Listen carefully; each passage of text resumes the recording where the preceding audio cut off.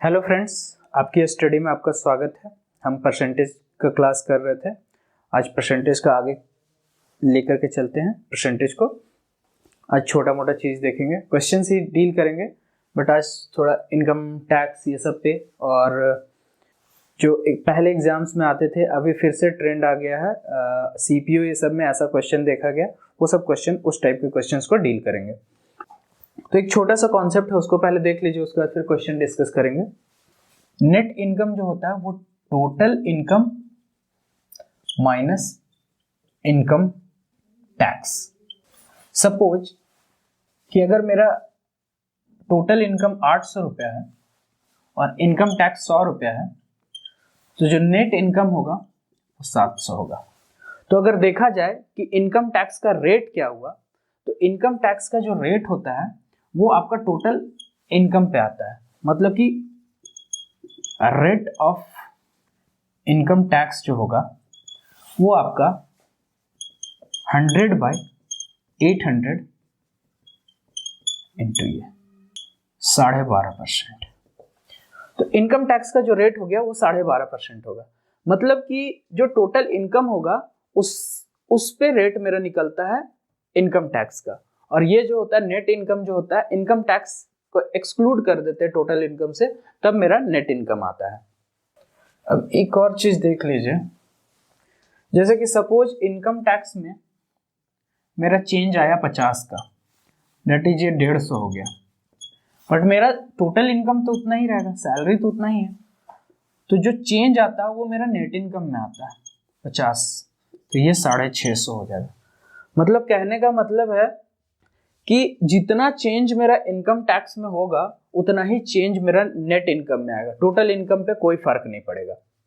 Change in net income and income tax will be same, बोलना ज्यादा बेहतर होगा, क्योंकि हमेशा ये होगा कि चेंज इन नेट इनकम जो है और इनकम टैक्स जो है वो हमेशा सेम होगा। क्योंकि यहाँ पे देखिए, इनकम टैक्स जितना ज्यादा बढ़ेगा आपका नेट इनकम उतना घटेगा, क्योंकि टोटल इनकम तो सेम ही रहता है।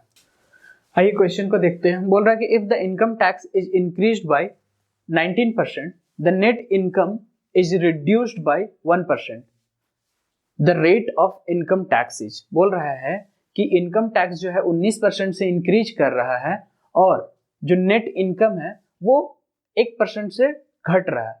तो बोल रहा है कि रेट जो होगा इनकम टैक्स का वो क्या होगा।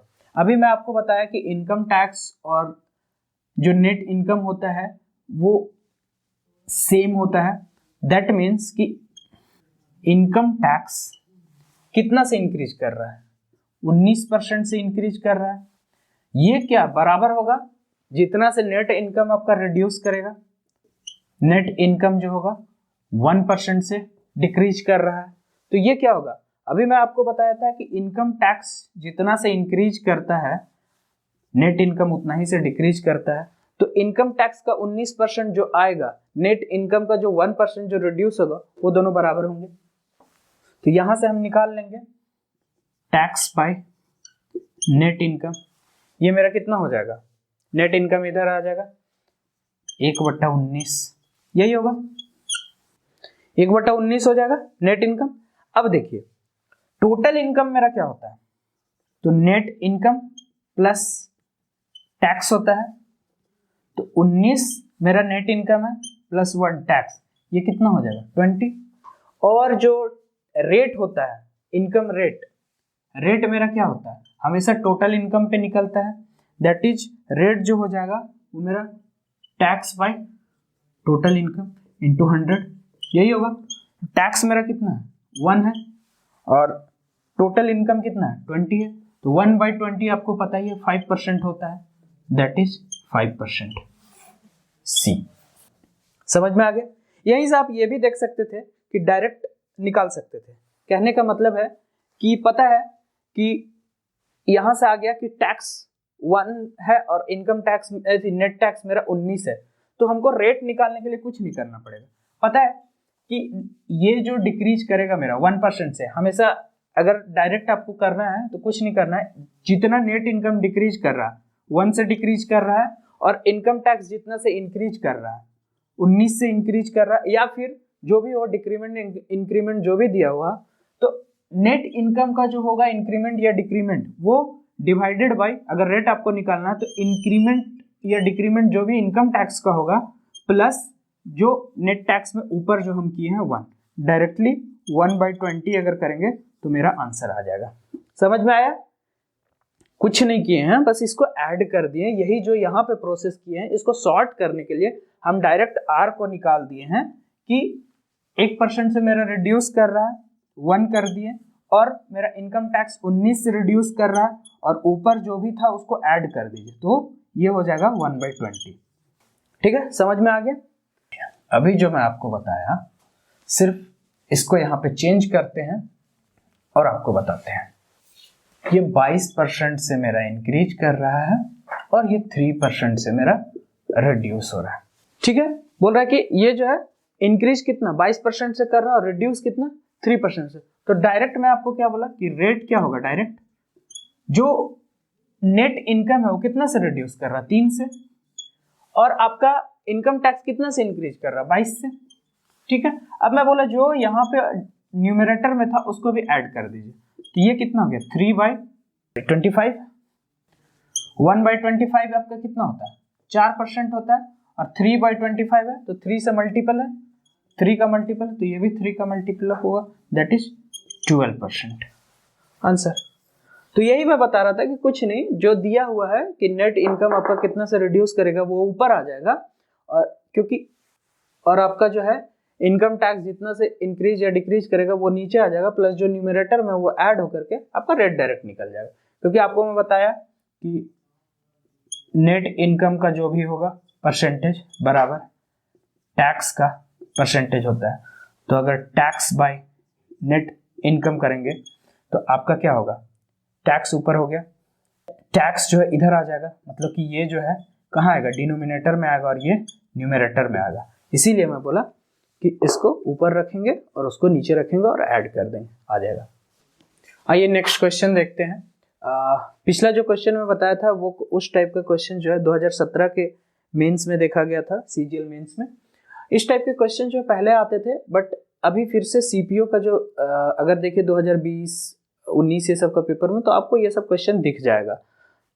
मैं ये सब सारे क्वेश्चंस इसलिए डील कर रहा हूँ क्योंकि एग्जाम का कोई भरोसा नहीं है, एग्जाम में किस टाइप के क्वेश्चंस पूछ दे। अभी हालांकि देखा जा रहा है कि सीजीएल जो है वो काफी पुराने पैटर्न्स को ना रिपीट कर रहा है। तो आइए देखते, बोलता है कि fresh fruits contain 68% water and dry fruits contain 20% water. How much dry fruits can be obtained from 100 kg of fresh fruits. तो यहाँ पे अगर देखिएगा तो कि फ्रूट्स जो होता है वो क्या चीज से बना होता है, वाटर प्लस पल्प। पल्प जो उसके अंदर होता है, वाटर के अलावा जो भी होता है वो पल्प होता है। तो वाटर 68% है और जो ड्राई फ्रूट है उसमें 20% है। मतलब कि वाटर जब निकल गया 20% वाटर बचा, तो आपका क्या है कि उसमें जो भी बचा, मतलब कि पल्प जो है, कोई अगर फ्रेश फ्रूट है उसमें से वाटर निकल जाता है तो वो ड्राई फ्रूट बन जाता है। तो वाटर तो उसमें वैरी कर रहा है, बट आपका जो पल्प है वो तो उतना ही है ना। अगर उसका परसेंटेज देखिए, अमाउंट देखिए, तो जो फ्रेश फ्रूट में था वही आपका ड्राई फ्रूट में है।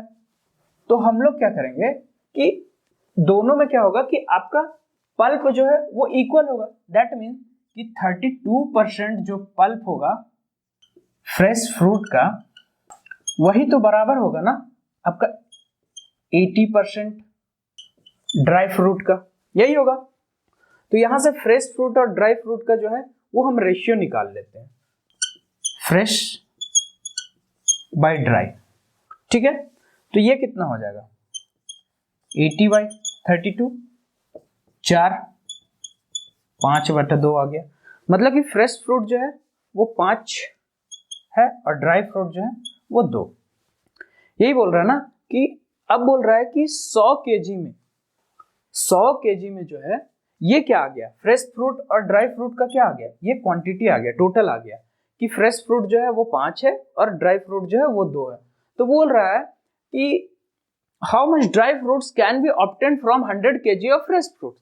मतलब कि 5 का जो वैल्यू है वो मेरा 100 दिया हुआ है, 100 kg है, तो 20 टाइम्स है, तो ये 2 का कितना हो जाएगा 40 kg।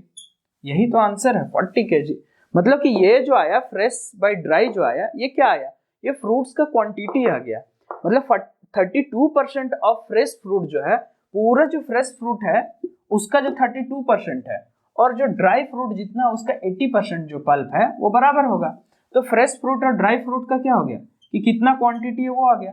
तो फ्रेश फ्रूट जो है वो 5 है और ड्राई फ्रूट जो 2 है, तो 5 का ही तो 100 kg दिया हुआ है, तो 2 का कितना होगा 40 kg होगा। समझ में आ गया। आइए नेक्स्ट देखते हैं।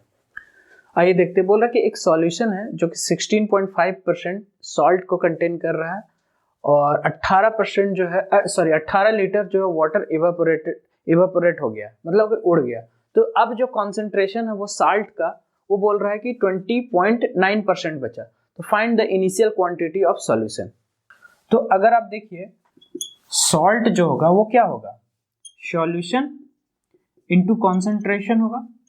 कॉन्सेंट्रेशन दैट मीन्स कॉन्सेंट्रेशन क्या है, रेट है कि सॉल्यूशन का कितना परसेंट है, तो वो सॉल्ट होगा। ठीक है, सॉल्ट जो होगा सॉल्यूशन इनटू कॉन्सेंट्रेशन होगा। अब देखिए बोल रहा है कि जो कॉन्सेंट्रेशन है वो मेरा 16.5 है और ये कितना हो गया 20.9 हो गया। कब, जब 18 लीटर वाटर उड़ गया तब ये हो गया। तो अगर इसको आप कट कीजिएगा तो ये कितना हो जाएगा 15 हो जाएगा और ये 19 हो जाएगा। कहने का मतलब कि जो कॉन्सेंट्रेशन है वो 15:9 के रेशियो में है। सॉल्ट जो होगा दोनों का केस में मेरा क्या होगा, कांस्टेंट होगा। कांस्टेंट कहने का मतलब कि दोनों का केस में सेम होगा, चाहे पानी उसमें ज्यादा रहे या कम हो। सॉल्ट का जो कॉन्सेंट्रेशन है, जो सॉल्ट होगा, सॉल्ट का जो मात्रा होगा वो तो सेम ही होगा ना। अगर मान लिया जाए कि दो सॉल्यूशन है, एक 100 है ml है, एक 120 ml है, इसमें मान लिया जाए कि हम 10 ग्राम चीनी डालें और इसमें मान लिया इसमें भी 10 ग्राम चीनी डालें, तो क्या होगा, दोनों में अगर देखिए तो सॉल्ट बराबर है। लेकिन अगर कॉन्सेंट्रेशन देखिएगा तो इसमें क्या है, कॉन्सेंट्रेशन अगर देखिएगा तो 10% है, इसमें कितना हो जाएगा 10% से कम होगा। तो सॉल्यूशन जो है अलग अलग है, लेकिन सॉल्ट का जो मात्रा है वो तो सेम है। तो कॉन्सेंट्रेशन मेरा इतना हो गया, तो सॉल्यूशन मेरा क्या हो जाएगा, जस्ट रिवर्स हो जाएगा, क्योंकि सॉल्ट जो है हमको कांस्टेंट करना है। सॉल्ट बराबर क्या हो जाएगा, सॉल्यूशन इनटू कॉन्सेंट्रेशन है। तो ये इधर आ जाएगा और ये इधर आ जाएगा, दैट मीन्स कि 19 और ये 15 हो जाएगा, और ये मेरा क्या हो जाएगा, सॉल्यूशन होगा। ये तभी तो इक्वल होगा ना, दोनों को अगर हम मल्टीप्लाई करेंगे तो सॉल्ट का मात्रा आ जाएगा। सॉल्यूशन में जितना कॉन्सेंट्रेशन होगा, सॉल्ट का कॉन्सेंट्रेशन दैट मीन्स कहने का मतलब कि रेट जो होगा उतना ही तो सॉल्ट होगा ना, तो दोनों में इक्वल है। तो यही जो सॉल्यूशन है ये मुझे दिया हुआ है कि 18% इवापोरेट हो गया, मतलब कि पहले 19 था 15 बचा, तो 4 जो है इवापोरेट हो गया, और यही 4 जो है 18 लीटर दिया हुआ है। तो ये 4 18 लीटर दिया हुआ है, तो बोल रहा है कि find the initial quantity of solution. तो ये सॉल्यूशन मतलब कि इनिशियल कितना 19 है, तो 19 गुना 18/4, यही तो होगा ना। तो एक ही ऑप्शन है पॉइंट में, ये देखिए पॉइंट में बन रहा है, फ्रैक्शन नहीं बन रहा, तो यही आंसर होगा। ठीक है, लेकिन एक और चीज, ऐसे डायरेक्टली आप मार्क मत कीजिएगा एग्जाम में, क्योंकि हो सकता है ये अप्रोक्सीमेटेड वैल्यू दिया हो, कोई कह नहीं सकते, हो सकता है 19.11 हो उसको अप्रोक्सीमेट कर दिया, 95 पॉइंट समथिंग हो उसको अप्रोक्सीमेट कर दिया। तो इसको पूरा कैलकुलेट कर लीजिएगा और उसके बाद आंसर ही मारिएगा। बट यहाँ से पता चल रहा है कि 0.5 में ही आएगा, तो 0.5 में एक ही है। ये आपको सॉल्ट का जो था, सॉल्ट जो है वो सॉल्यूशन और कॉन्सेंट्रेशन का जो मल्टीपल होता है ये आपको समझ में आएगा, क्योंकि पिछले बार भी जो पल्प था, पल्प अगर आप देखिएगा तो नंबर ऑफ क्वांटिटी, जो फ्रूट्स का जो क्वांटिटी था इनटू जो परसेंटेज था पल्प का, यही था ना परसेंटेज। जो पल्प का, पल्प कहां से आएगा, आपका जितना भी क्वांटिटी होगा उसका जो परसेंटेज है तब वो टोटल पल्प आएगा, और पल्प क्या होगा, कांस्टेंट होगा। तो यहां से भी आप पिछला क्वेश्चन को जैसे ये किए वैसे ही आप पिछला क्वेश्चन को भी डील कर सकते थे। तो ये देखिए जो अब समझ में आ गया कि कैसे हुआ, सॉल्ट जो है वो आपका कांस्टेंट रहेगा, तो कॉन्सेंट्रेशन जब मेरा इतना दिया हुआ है तो सॉल्यूशन जो होगा इतना होगा, और यहां से फिर हम निकाल लेंगे इनिशियल सॉल्यूशन कितना होगा। आइए नेक्स्ट क्वेश्चन को देखते हैं। बोल रहा of the adult population in a certain village 42% of men and 24% of women are married, assuming that no man marries more than one woman, and vice versa. The percentage of total population of adult who are unmarried age. बोल रहा है कि किसी एक गांव का adult population है जिसमें से कि 42% जो मेन है वो 42% मेन और 24% औरत जो है वो शादीशुदा है। बोल रहा है कि ऐसा एज्यूम किया गया है कि कोई भी आदमी जो है एक से ज्यादा शादी नहीं किया है और औरत भी। तो परसेंटेज निकालना टोटल पॉपुलेशन का कि अनमैरिड कितना लोग हैं। तो आइए देखते हैं। तो बोल रहा है कि 42% जो मेन होगा, ऑब्वियस सी बात है वो जो शादी किया होगा उस गांव में तो उसी औरत से किया होगा। 24% जो वीमेन है इसी से। तो यहां से मेन और वीमेन का जो है रेशियो निकाल लेते हैं। तो मेन और वीमेन का कितना हो जाएगा, 6 चौके 24 और 7 छक 42, मतलब कि 4:7 आ गया। ठीक है। तो अगर आप देखिएगा यहां से कि मेन और वीमेन का, अगर इसको हम मान ले 400, इसको 700, तो इसका देखिएगा कि 42% जो होगा वो कितना आ जाएगा, 4 चौके 16, 4 दूनी 8, 168। और इसका अगर देखिएगा 24% तो ये कितना होगा, 7 दूनी 14, 140 और 7 चौका 28, 168। देखिए दोनों इक्वल है या नहीं। तो हम यहाँ से क्या करेंगे, पहले मैरिड निकाल लेंगे कि मैरिड का परसेंटेज कितना है और वहां से 100 में से घटा देंगे, क्योंकि 100 जो होता है ओवरऑल होता है, उसमें से घटा देंगे तो अनमैरिड का आ जाएगा। तो मैरिड कितना हो गया, 168 और 168, 2 इंटू 168 डिवाइडेड बाय कितना का, 7 4 1100 इंटू 100, यही होगा। तो यहां से 2 से 2 कट जाएगा।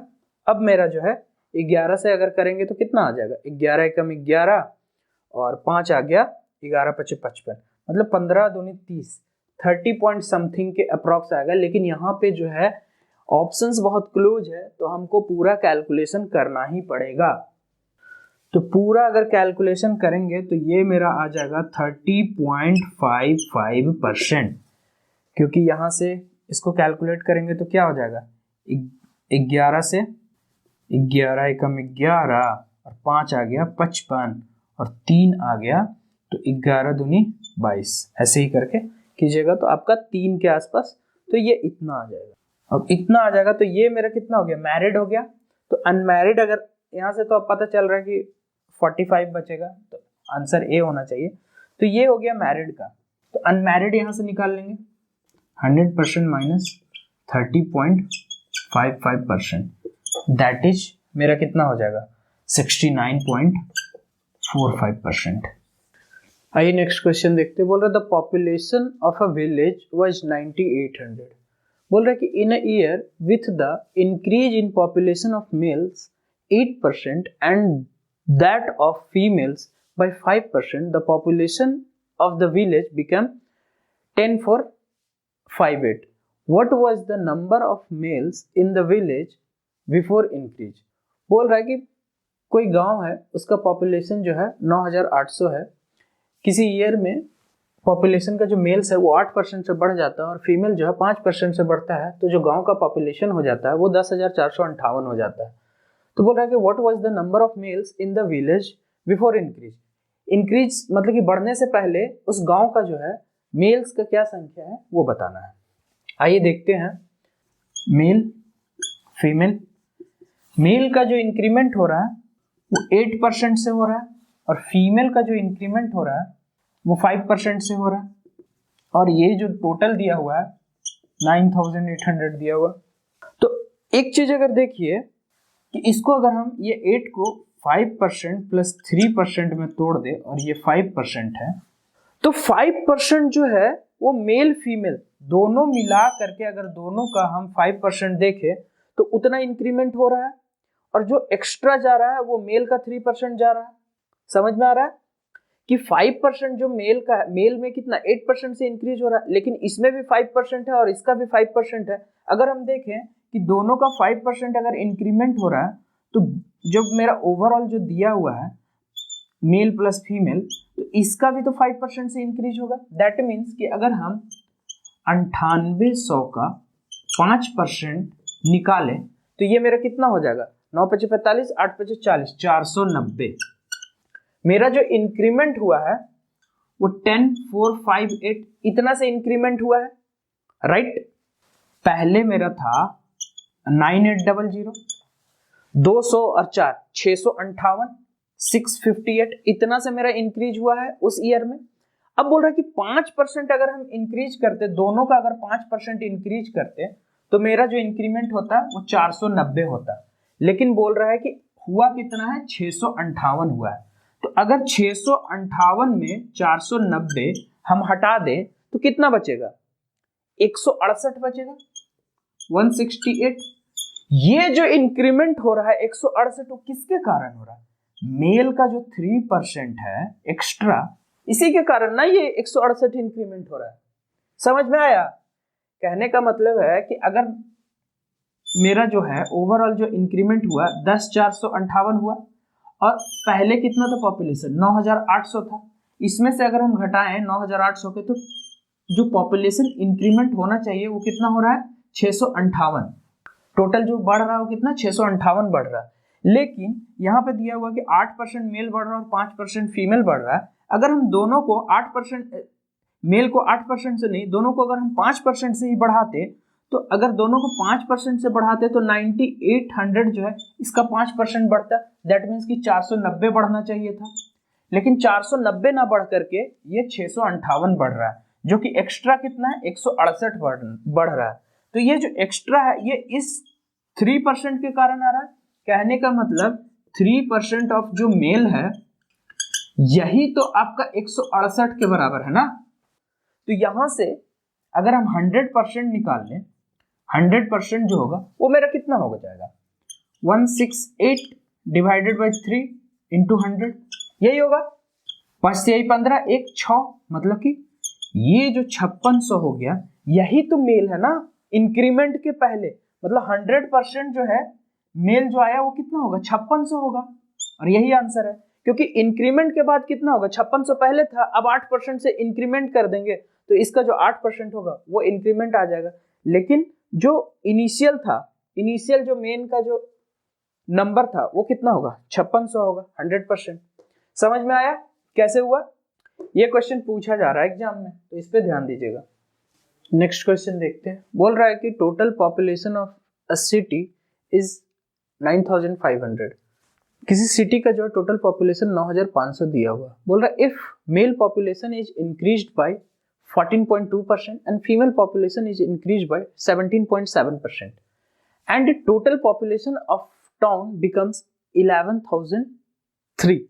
If out of total male population 15% are boys and out of total female population 18% are girls, find the difference between number of boys and girls. तो आइए देखते हैं। बोल रहा है कि मेल और फीमेल टोटल पॉपुलेशन जो है 9500 है। प्रीवियस क्वेश्चन जो था उसी टाइप का है। मेल जो है 14.2% से इंक्रीज कर रहा और फीमेल जो है 17.7% से इंक्रीज कर रहा है। ठीक है, तो इसका अगर देखेंगे तो 14.2% से इंक्रीमेंट हो रहा है और ये भी जो अगर देखें 14.2% प्लस 3.5% इसी से इंक्रीमेंट हो रहा है। अगर देखें इंक्रीज होकर के कितना हो जा रहा है, 11,003 माइनस 9,500, 500, 1,503 होगा। ठीक है, अब अगर हम देखें कि मेल और फीमेल का दिया हुआ है, हम यहाँ पे देखें कि 14.2 जो है वो कॉमन है। अब चेक करते हैं इसको छोड़ करके सिर्फ इतना, अगर हम टोटल जो पॉपुलेशन है उसका 14.2% अगर हम इंक्रीज करते हैं तो कितना आता है, तो 9,500, इसका 14.2% अगर हम करेंगे तो ये कितना देगा, चेक कीजिए, तो ये आ जाएगा 1349। अगर 14.2% से इंक्रीज अगर मेरा कर रहा है टोटल पॉपुलेशन, क्योंकि मेल और फीमेल दोनों 14.2 से बढ़ रहा है और फीमेल जो एक्स्ट्रा 3 पॉइंट से भी इंक्रीज कर रहा है, लेकिन हम सिर्फ देखेंगे कि 14.2% से टोटल पॉपुलेशन अगर इंक्रीज कर रहा है तो कितना आ रहा है, 1349। दैट मीन्स कि 1349 14.2% से आ रहा है, लेकिन जो इंक्रीमेंट हुआ है वो 1503 हुआ है, मतलब 1503 माइनस 1349, यही इंक्रीमेंट हुआ है, 154 हुआ है। दैट इज जो एक्स्ट्रा मेरा आ रहा है वो कितना आ रहा है, 154 आ रहा है, और वो जो एक्स्ट्रा आ रहा है वो किसका आ रहा है, ये जो फीमेल का जो 3.5% जो इंक्रीज हुआ है यही तो एक्स्ट्रा है ना, क्योंकि 14.2% से जब इंक्रीज हुआ मेरा तो आपका 1349 आ रहा है, लेकिन जो ओवरऑल इंक्रीज हुआ वो 1503 हुआ है, तो 1349 है और 1503 मतलब कि 154 जो एक्स्ट्रा आ रहा है किसकी वजह से है, फीमेल का 3.5% से आ रहा है, तो 3.5% ऑफ फीमेल कितना है, 154 है, यही होगा।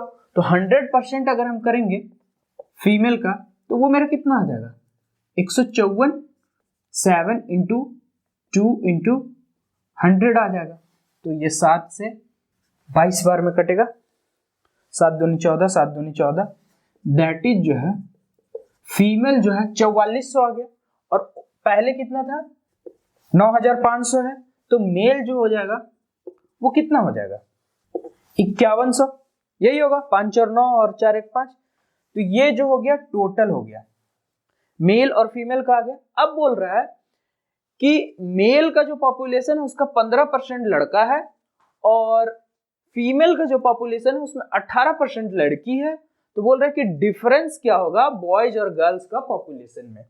तो आइए निकालते हैं हम यहां से, इधर करते हैं कि दोनों का हमको डिफरेंस निकालना है, तो 15% जो मेल का होगा माइनस 18% फीमेल का, 15/100 गुने मेल कितना है 5100 माइनस 18 4400, यही होगा। यहां से जो डिफरेंस आएगा वही मेरा आंसर होगा, तो इसको कट कर देते हैं। तो अब देखिए 15 × 5 = 75, 750 और 15 कितना हो गया 765 माइनस 18 × 4 = 72 और 72, 18 × 4 = 72, 720 और 72 792, इतना हो गया। तो जो डिफरेंस आया वो मेरा 27 हो गया, ये -27 नहीं होगा, एक्चुअली 27 होगा, ये पता है 792 जो है और 765, 792 बड़ा है, बट हमको डिफरेंस लेना था, चाहे इससे या इससे, ओवरऑल डिफरेंस देखना है, इससे निगेटिव से कोई मतलब नहीं, तो डिफरेंस 27 आ गया, आंसर मेरा बी हो गया। नेक्स्ट क्वेश्चन देखते हैं, बोल रहा है student get 66 marks more in French then what she got in German, her German marks are 28% of the sum of her French and German marks. What are her French marks? बोल रहा है कि कोई स्टूडेंट है 66 marks ज्यादा French में लाती है, जो कि वो जर्मन से ज्यादा मार्क्स लाती है फ्रेंच में।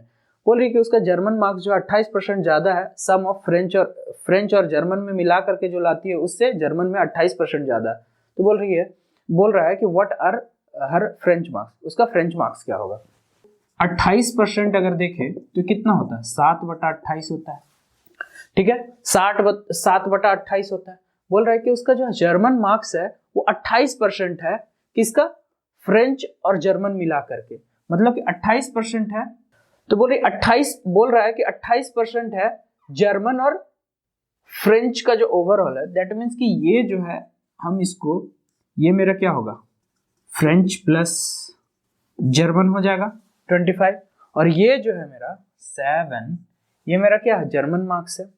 मतलब कि अगर जर्मन और फ्रेंच देखें तो अगर जर्मन मेरा 7 है तो फ्रेंच कितना हो जाएगा 18 हो जाएगा, यही होगा ना।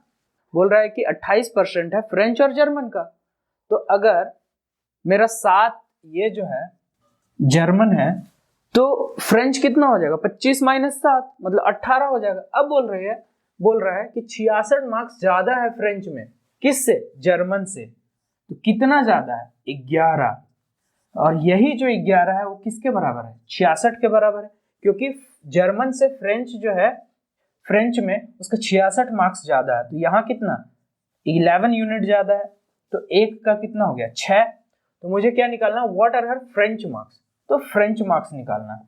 तो 18 इंटू 6 108 आंसर होगा। समझ में आ गया?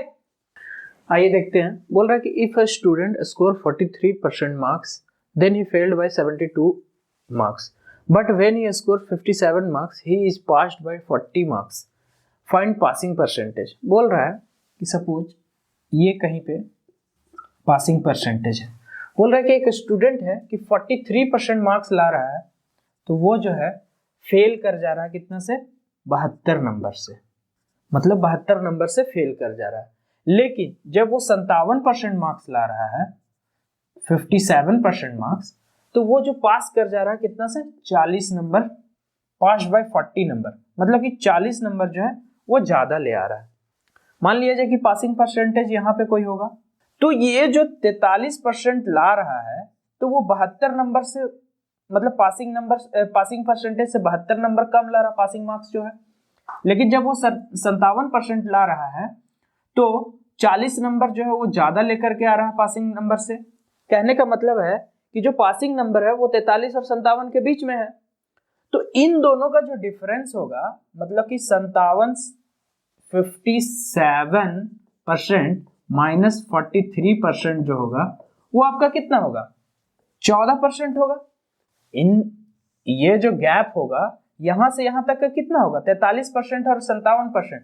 तो ये जो यहाँ जो बीच में होगा वो कितना, 14% होगा, 14%। और ये जो 14% दिया हुआ कितना, 72 नंबर पासिंग से कम ला रहा है, जब 43% ला रहा है, और 57% ला रहा है, मतलब 72 से, सॉरी, पासिंग नंबर से 40 नंबर ज्यादा ला रहा है। मतलब कि ये जो 14% है ये 72 प्लस 40 का बराबर होगा। मतलब कि जो 14% होगा ये क्या होगा, 72 प्लस 40 के बराबर होगा, दैट इज 112 के बराबर होगा। यही ना होगा, 14% 112 के बराबर होगा, और 1% जो होगा वो कितना होगा, 8 मार्क्स के बराबर होगा 1%। समझ में आया? मतलब कि 43% जब वो ला रहा है, 43% ला रहा है, तो पासिंग मार्क्स से 72 नंबर कम ला रहा है, और 57% ला रहा है तो पासिंग मार्क्स से 40 नंबर ज्यादा ला रहा है। तो इन दोनों के बीच का जो गैप है कितना, 14% का गैप है। 14%, 43% से 57% कितना, 14% ज्यादा है। तो इन दोनों का जो गैप है वो आपका कितना, 72 प्लस 40 का गैप है। तो 14% मेरा 112 के बराबर हो गया, तो 1% जो है वो 8 मार्क्स के बराबर हो गया। अब क्या बोल रहा है कि पासिंग मार्क्स हमको फाइंड करना। तो ये जो 43% है प्लस ये जो 72 नंबर है, ये मेरा कितना परसेंटेज के बराबर होगा, 8 मार्क्स। अगर मेरा 1% के बराबर है, तो 1 मार्क्स जो होगा वो कितना के बराबर होगा, 1/8 का होगा। तो 72 जो मार्क्स होगा वो 1/8 गुने 72 होगा, दैट इज 9% के बराबर होगा। तो 43 प्लस 9%, यही तो गैप मेंटेन करना है ना, तो मेरा पासिंग मार्क्स आ जाएगा। तो ये मेरा कितना हो जाएगा, 52%, और यही आंसर है, 52%। समझ में आ गया? इसी में एक और चीज आपको बता दे रहे हैं, जो अभी मैं बताया कि कोई कैंडिडेट है जो X% ला रहा है और A नंबर से जो है A मार्क्स से फेल कर जा रहा है, ठीक है, और Y% ला रहा है तो B मार्क्स से पास कर जा रहा है।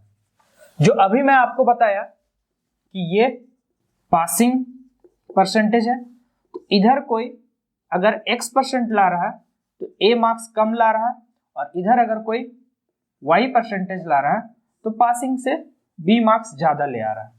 तो बोल रहा है कि टोटल जो नंबर है वो कितना होगा, मतलब इस एग्जाम का जो टोटल मार्क्स है वो कितना होगा।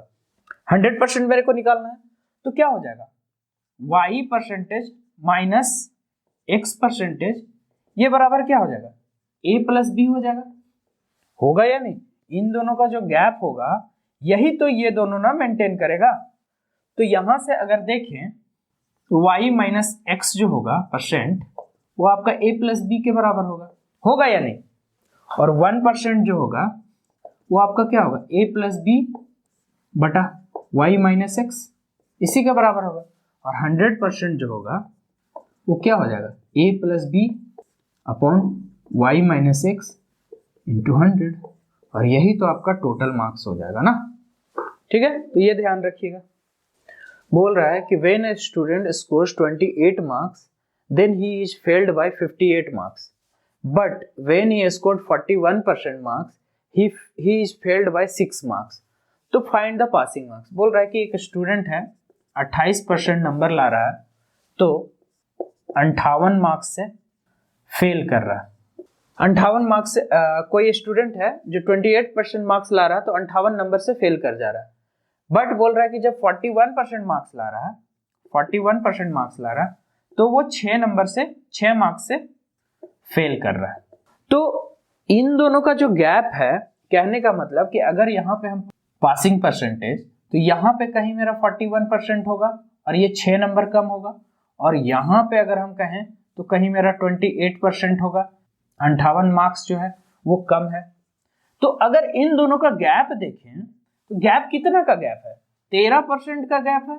और ये 13% अगर ये पूरा यहां से यहां 58 है और यहां से यहां 6 है तो 13% 52 के बराबर होगा।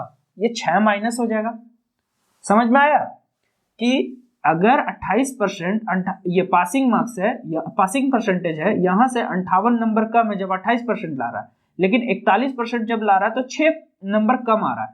तो इन दोनों का जो गैप होगा 41 और 28, तो ये जो होगा कितना का गैप हो जाएगा? यहाँ टोटल 58 है, माइनस 6 हो जाएगा तो कितना? 52 का होगा। तो 1% जो होगा वो मेरा कितना होगा? 4 मार्क्स के बराबर होगा। यही होगा। तो अगर हमको पासिंग परसेंटेज निकालना है तो कितना पासिंग परसेंटेज आ जाएगा? 41% प्लस 6 मार्क्स ये, या फिर 28% प्लस 58 मार्क्स। ये दोनों में से कोई एक हम करेंगे। तो मेरे लिए क्या है, 6 को कैलकुलेट करना ज्यादा आसान है 58 से। तो मेरा 1% 4 के बराबर है। तो यहां से अगर देखें तो 1.5% जो होगा वो 6 मार्क्स के बराबर होगा। यही ना होगा? तो यहां से अगर हम देखें तो 41% प्लस 1.5% होगा, दैट इज 42.5%, क्योंकि 6 नंबर जो है 1.5% के बराबर होगा। तो आंसर मेरा ए हो जाएगा। ठीक है, समझ में आ गया? नेक्स्ट क्वेश्चन देखते हैं। बोल रहा है कि Meena scores 40% in an examination and after review even though her score is increased by 50%, she fails by 35 marks. If her post review score is increased by 20%, she will have 7 marks more than the passing score. The percentage score needed for passing the exam is. तो बोल रहा है, question बोल रहा है कि मीना जो है 40% लाती है एग्जाम में, ठीक है, और 40% लाती है, उसके बाद जो उसका फिर से रिव्यू किया जाता है तो उसका जो स्कोर है वो 50% से इंक्रीज कर जाता है। और जब 50% से इंक्रीज करता है तो भी जो है वो जो है 35 मार्क्स से फेल कर जाती है। फिर से उसका पोस्ट रिव्यू किया जाता है तो जो उसका स्कोर है 20% से इंक्रीज करता है और इस बार जो है वो 7 मार्क्स ज्यादा ले आती है पासिंग मार्क्स से। तो बोल रहा है कि उसका जो पासिंग स्कोर परसेंटेज है वो कितना होगा। तो स्टार्टिंग में वो 40% ला रही थी। बोल रहा है कि जब रिव्यू किया गया, इसका मार्क्स का रिव्यू किया गया तो इसका जो स्कोर है वो 50% से इंक्रीज कर गया। मतलब कि ये जो 40% लाई थी, अब इसका जो 50% है वो कितना हो जाएगा? 50% अगर इसका हम बढ़ा देंगे तो आधा 20% हो जाएगा। मतलब कि अब जो ला रही है वो 60% ला रही है। तो 60% ला रही है, फिर भी वो 35 मार्क्स से जो है वो फेल कर जा रही है। 35 मार्क्स से फेल कर जा रही है। ये चीज समझ में आया कि वो 40% लाती थी, फिर उसका रिव्यू किया गया तो 50% से उसका जो स्कोर है इंक्रीज कर गया। मतलब 40% लाई, फिर क्या हुआ कि जब रिव्यू किया गया तो 50% से इंक्रीज कर गया। तो 40 का 50% 20% होता है। तो अब उसका जो है 60% आ गया। तो जब 60% आया तो भी वो क्या है कि 35 नंबर से फेल कर गई। अब बोल रहा है कि फिर से इसका रिव्यू किया गया, जो अब इसका मार्क्स आया है 60%, फिर से पोस्ट रिव्यू किया गया और इसका जो है 20% से इंक्रीज कर गया। तो 60 का 20% कितना होता है? 12। तो 12 अगर इसमें ऐड करेंगे तो 72% आ गया। तो जब 72% ला रही है तो ये जो है 7 मार्क्स जो है वो प्लस आ रहा है इसका पासिंग मार्क्स से। कहने का मतलब है कि अगर ये पासिंग परसेंटेज है तो यहाँ पे अगर ये 60% लाई तो ये 35 मार्क्स जो है वो कम है, और अगर ये 72% ला रही है तो 7 मार्क्स इसका प्लस है। तो जो इसका डिफरेंस है कितना? 12% का डिफरेंस हुआ। तो ये जो 12% है ये कितना डिफरेंस देगा? ये जो डिफरेंस होगा किसके बराबर होगा? 42 के बराबर होगा। इसी के तो बराबर होगा ना, 42 के बराबर होगा। मतलब कि हमको क्या करना है कि हमको पासिंग जो स्कोर है, पासिंग परसेंटेज है वो निकालना है। तो 72 में से अगर हमको ये पता चल जाए कि जो 7 मार्क्स है वो कितना परसेंट है, तो हम 72 में से घटा देंगे तो उतना आ जाएगा। तो अगर इसको हम 7 लाने के लिए क्या 6 से डिवाइड करेंगे, इसको भी 6 से डिवाइड करेंगे, तो जो 2% है वो कितना 7 के बराबर हो जाएगा। 7 मार्क्स के बराबर होगा या नहीं, ये मार्क्स है 7 मार्क्स के बराबर होगा, क्योंकि 7 मार्क्स है, इसी को तो हमको परसेंटेज में निकालना है। अगर ये मेरा परसेंटेज पता चल गया तो 72 में से घटा देंगे तो उतना आ जाएगा। तो 12% मेरा 42 के बराबर है, तो 6 से डिवाइड कर देंगे तो क्या हो जाएगा 7 देगा। तो 7 जो है वो 2% के बराबर होगी। मतलब कि जो परसेंटेज स्कोर है मेरा, जो परसेंटेज पासिंग स्कोर है, पासिंग परसेंटेज है, ये मेरा कितना हो जाएगा 72% माइनस 7 मार्क्स। और ये जो 7 मार्क्स होगा 72% माइनस 7 मार्क्स जो है ये 2% के बराबर है। और यहां आ जाएगा 2%, दैट इज जो हो जाएगा 70% जो हो जाएगा, ये इसका पासिंग स्कोर हो जाएगा। ए आंसर समझ में आ गया। नेक्स्ट क्वेश्चन देखते हैं। बोल रहा है कि a certain number of students from X appeared in an examination and 30% students failed. 150% more student than those from school X appeared in the same examination from school Y. If 80% of the total number of students who appeared from X and Y passed, then what is the percentage of student who failed from Y? Question बोल रहा है कि school X से कुछ certain number of student जो है वो appear हुआ है किसी एग्जाम में और 30% जो स्टूडेंट है वो फेल कर जाता है। अब बोल रहा है कि 150% ज्यादा स्कूल X से 150% ज्यादा स्कूल Y में अपीयर होता है उसी सेम एग्जाम में, ठीक है। और बोल रहा है कि जो 80% है वो टोटल स्कूल X और स्कूल Y का जो स्टूडेंट्स का 80% है वो पास कर जाता है। तो बोल रहा है कि जो स्टूडेंट्स Y स्कूल में फेल किया है उसका परसेंटेज निकालना है। तो आइए देखते हैं, school X school Y total number और फेल, मुझे फेल निकालना है। तो बोल रहा है कि कुछ सर्टेन नंबर ऑफ स्टूडेंट जो है वो X में अपीयर्ड हुआ है और 30% फेल कर गया। मान लिया कि X में 100 स्टूडेंट था और 30% फेल किया, तो मतलब कि 30 स्टूडेंट फेल कर गया। अब बोल रहा है कि Y जो स्कूल है उसमें 150% ज्यादा स्टूडेंट अपीयर हुआ है X के मुकाबले। मतलब कि X के मुकाबले 150% ज्यादा अपीयर हुआ, मतलब कि 100 तो पहले था ही, अब 100 का 150%, तभी तो एक्स्ट्रा 150% होगा ना। तो ये 250। अब जो है Y में जो अपीयर हो रहा है वो 250 स्टूडेंट अपीयर हो रहा है, ठीक है। 100 वो बोल रहा है 150 ज्यादा हो रहा है, 150% ज्यादा, मतलब कि 100% तो था ही, इससे 150% ज्यादा, तो आपका 250 हो गया। अब बोल रहा है कि 80% जो स्टूडेंट है टोटल नंबर का, मतलब कि 100 और 250 टोटल नंबर ऑफ स्टूडेंट्स कितना हो गया 350 हो गया। इसका 80% जो है वो पास कर गया है। तो मुझे पूछा है कि जो Y में फेल किया उसका परसेंटेज क्या है। तो 80% अगर पास किया है तो 20% लोग फेल किया होगा। तो 20% अगर फेल किया है तो अगर हम निकाले 350 का 20% कितना हो जाएगा 70 हो जाएगा। तो मतलब कि इतना जो है X और Y मिलाकर के 70 स्टूडेंट फेल कर रहा है और X में जो है 30 स्टूडेंट फेल कर रहा है, तो Y में कितना करेगा 40 स्टूडेंट फेल करेगा। और 40 जो होगा वो 250 का कितना परसेंट होगा, कैलकुलेट करेंगे तो यहां से आप कैलकुलेट कीजिएगा, 1 से 1 गया, 25 से 4 16%। C answer 16%। समझ में आ गया कि X में कुछ नंबर ऑफ स्टूडेंट जो है अपीयर हुआ था कोई एग्जाम में, उसमें से 30% लोग फेल कर गया। अब बोल रहा है कि X में जितना स्टूडेंट अपीयर हुआ था उसका 150% ज्यादा स्कूल Y से जो है अपीयर हुआ सेम एग्जाम में, और बोल रहा है कि जो दोनों X और Y का जो टोटल नंबर था उसका 80% जो था स्टूडेंट वो पास कर गया। तो बोल रहा है कि Y में जो है वो फेल जो किया है उस स्टूडेंट का परसेंटेज कितना है। तो हम X को मान लिए कि 100 स्टूडेंट था X में, तो Y में जो है 150% ज्यादा था, दैट मीन्स कि 250 हो गया। और 30 जो है 30% X में फेल कर रहा है, तो 30% फेल किया मतलब 30 स्टूडेंट फेल किया। अब बोल रहा है कि 350 टोटल नंबर ऑफ स्टूडेंट 350 था, उसका जो 80% पास कर रहा है, तो 20% फेल करेगा, तो 20% 350 का कितना हो गया, 70 हो गया।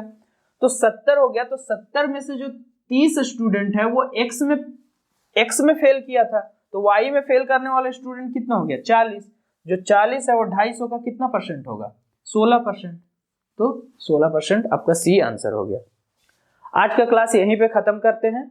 कल के क्लास में आगे देखेंगे छोटे छोटे कॉन्सेप्ट्स और फिर आगे के क्वेश्चंस को लेकर के चलेंगे। फिर 2-3 क्लास में परसेंटेज को खत्म कर देंगे। सो थैंक यू, आज का क्लास यहीं खत्म करते हैं। थैंक्स।